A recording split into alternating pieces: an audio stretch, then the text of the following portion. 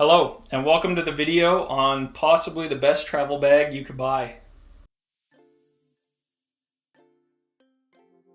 So this is the Black Diamond Creek Mandate 28 liter.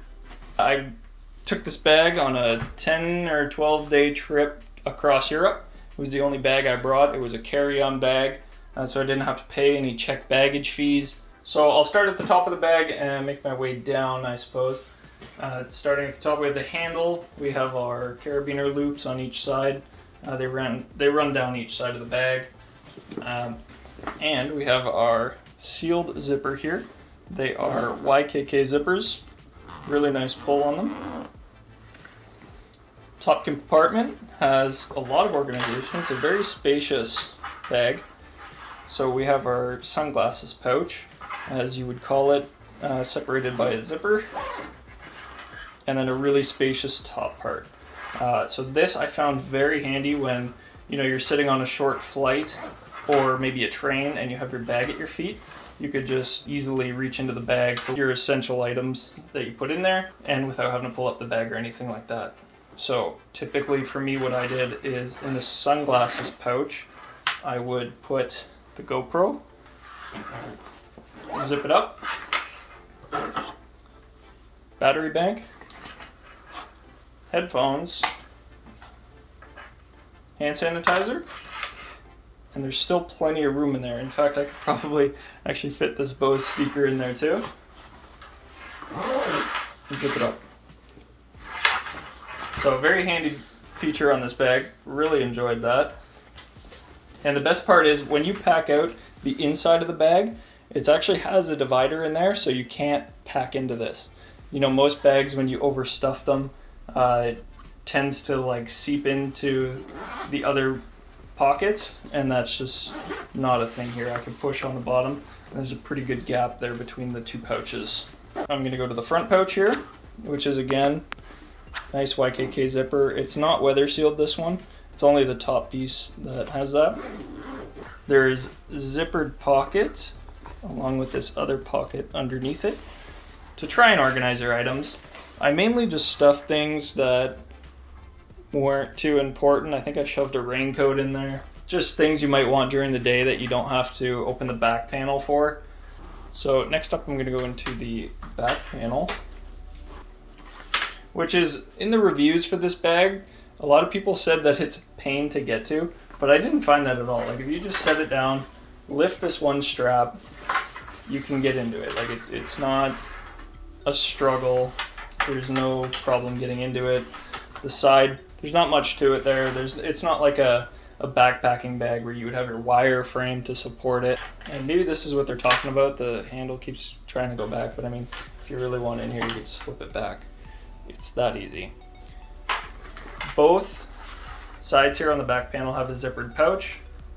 Really nice to keep things organized. You got your socks. I think I did socks, underwear, and toothpaste and stuff on this side. I can't think of the word. And then fill the rest with clothes. So there was enough space in here. I wasn't desperate for clothes. It wasn't like a full suitcase vacation. I knew what I was in for.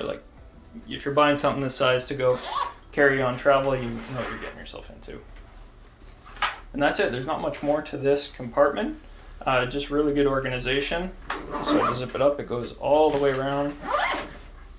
Laptop compartment. Oh look, I still have my... when I bought stuff like magnets and stuff, I would put them in here to keep them flat. I didn't actually bring a laptop with me because I don't do that. But for the sake of demonstration, I have my 15-inch Acer. And it fits very well with actually a full almost 2 inches up top to spare. Zips up no problem.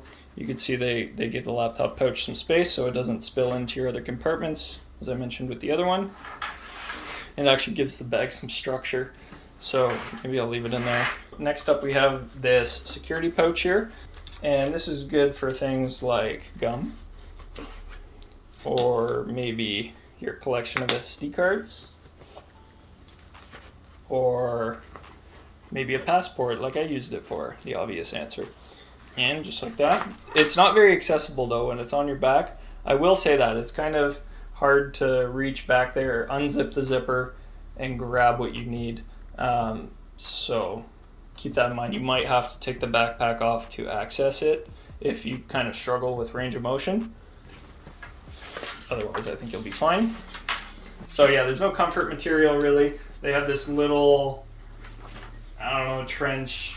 Maybe it's for breathability if you want to call it that, but that's a stretch. It's just like a hard, it's not even neoprene. There's really not much padding there. Same thing with the straps. They're very thin. I imagine this is for putting it inside overhead bins in airplanes, because that's what I did with it. And it was really nice that it flattened out. Again, it's not like a backpacking bag that's designed for long-term comfort. In fact, when you're wearing this fully loaded, 12 kilograms of clothes in there, carrying it for 2 hours starts to get pretty annoying. I'll say that. So the buckles are nice, nothing special. The straps aren't overly big or fancy material. There is your hip buckle, a nice discreet bag that won't call a lot of attention to you. You know, it kind of looks more like a school bag rather than something with a big Osprey logo on it that makes you look like a tourist. I'm pretty sure I look like a tourist anyway. I think the Europeans can identify you by the way you dress. Anyways, that's all I have for this one. Have a good day.